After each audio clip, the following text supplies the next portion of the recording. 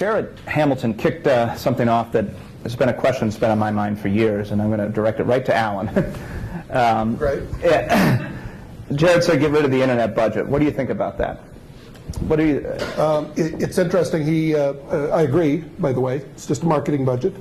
And what we look at, he talked about cost per sale per advertising source.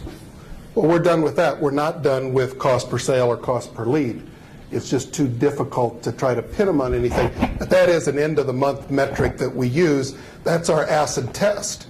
Did marketing supply the number of leads for the sales force to achieve their goals at an appropriate cost per lead?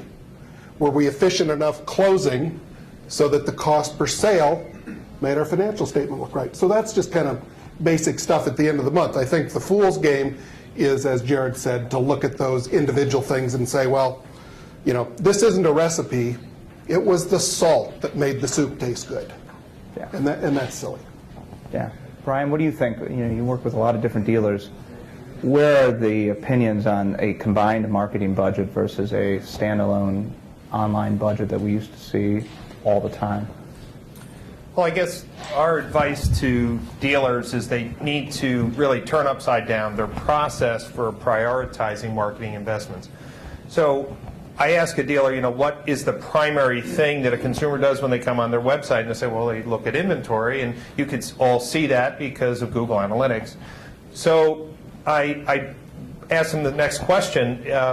So would you agree that getting more eyeballs onto your vehicle inventory will result in more phone ups, showroom traffic, or lead chats? Okay. So what are your options to get more eyeballs on your inventory? And there's really only two. It's drive more traffic to your website or use syndication partners like Cars.com.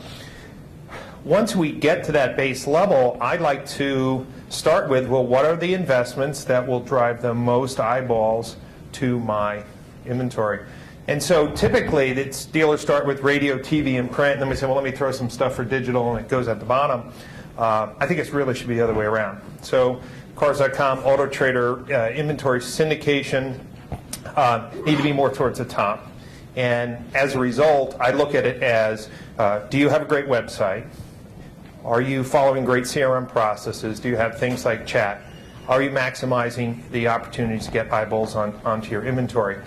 And so I look at it in a prioritization that way. And my research tells me that even though Jared brought up that traditional media is good for branding, traditional media, from our studies, costs about $20 to get a person onto the website. $20 just to visit the website.